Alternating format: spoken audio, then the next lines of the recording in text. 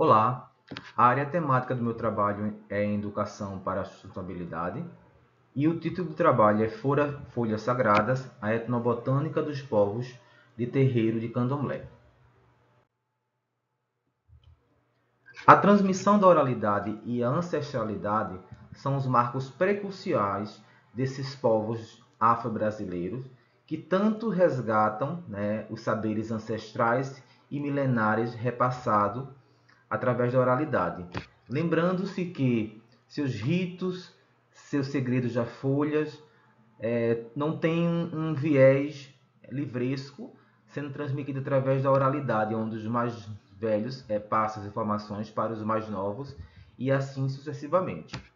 Existe uma grande importância das plantas no cotidiano religioso afro-brasileiro, porque é através das plantas que existe a sua fitocosmologia, ou seja, sem a planta não existe orixá, sem a planta não existe suas divindades, sem as plantas não existe suas curas espirituais e física.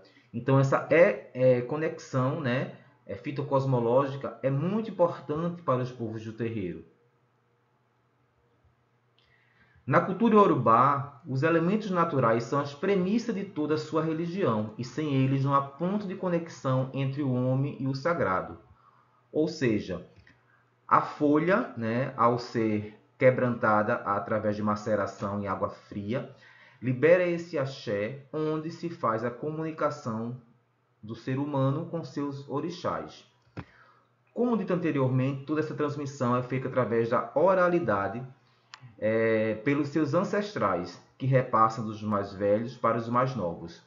Sem essa oralidade, praticamente não existia o segredo das folhas que seriam passados, de uma geração para outra.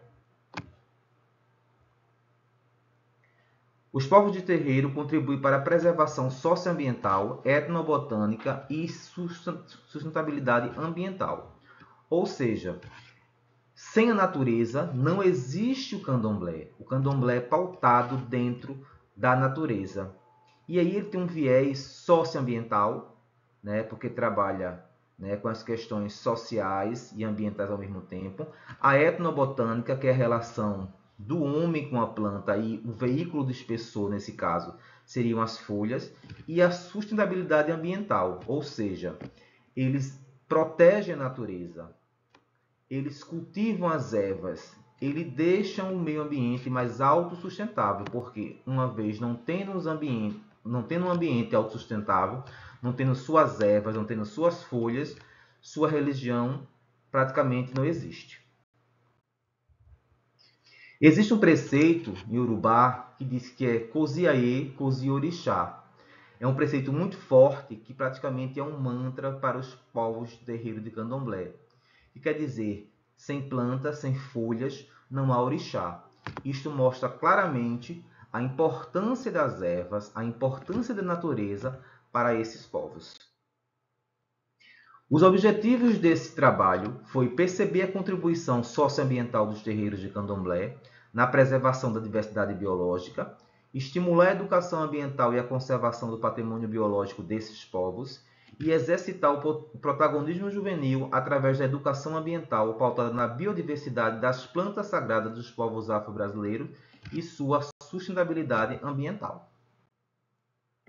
O público-alvo escolhido, para esse artigo foram os estudantes do terceiro ano do ensino fundamental da Escola Polivalente de Abreu Lima, localizado no mesmo município chamado Abreu Lima. É um município de alta vulnerabilidade social, mas que tem grandes centros de terreiro de candomblé, e a gente queria esmiuçar um pouquinho essa sustentabilidade ambiental dentro dos terreiros. O material e método foram feitos em várias etapas, foram marcadas por rodas de diálogo e exibição de vídeo como mecanismo de sensibilização.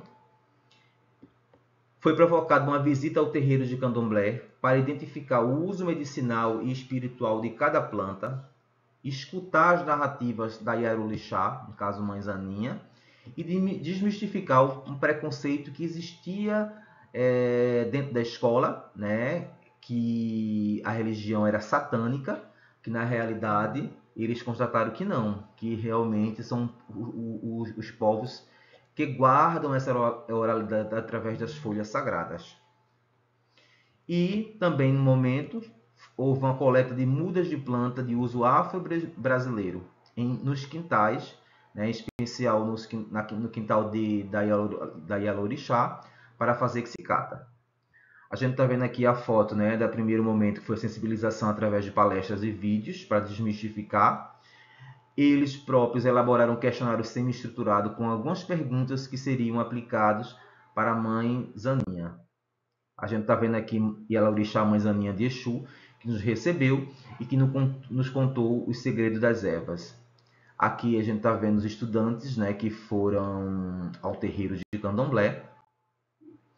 Eles coletaram ervas, né, ela especificou o uso medicinal e espiritual desse quintal da Zaninha. A gente coletou erva.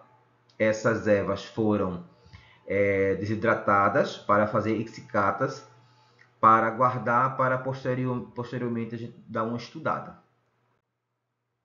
E aí, como resultado, foram catalogadas 145 plantas de uso sagrado litúrgico e medicinal utilizadas nos terreiros de Candomblé. Os quintais do povo de terreiro de Candomblé, em sua grande maioria, são um verdadeiro celeiro de biodiversidade botânica, porque eles guardam, eles preservam essas ervas, e preservando essas ervas, eles guardam esses segredos e essa biodiversidade, né? Tanto do patrimônio genético, florístico, das espécies de grande valor medicinal e litúrgico. E esses povos, de fato, sim, são protetores do meio ambiente com conhecimento imensurável da manipulação de modo sustentável das ervas. Como conclusão, fica muito evidente a importância desses povos de religião de matriz africana na construção de uma identidade e perspectiva de preservação da natureza, pois é nos elementos naturais que se encontram seus preceitos de fé, ou seja, sem planta não há divindade e não há a sua religião. Por isso que eles guardam essas ervas, né? Protegem essas ervas de todo custo. Resguardar tanto as florestas quanto os quintais são de extrema relevância quanto nos referimos aos quintais. Eles são celeiros de diversidade botânica, contribuindo para a preservação do patrimônio genético de algumas espécies ameaçadas de extinção. Além do material coletado na floresta por grande parte dos povos de terreiro, os quintais também oferecem essa alternativa, né? Muitas vezes a planta está quase extinta nas florestas e ele mantém essas plantas em seus quintais, e aí resguardando, sim, esse celeiro de biodiversidade autossustentável. E finalizando, proteger e conhecer essas plantas torna-se necessário tanto pelo patrimônio biológico quanto pelo religioso sociocultural, pois elas contam a história dos povos que, ao longo dos anos, permaneceram na clandestinidade, negando seus ancestrais. Aí está a literatura consultada e muito obrigado.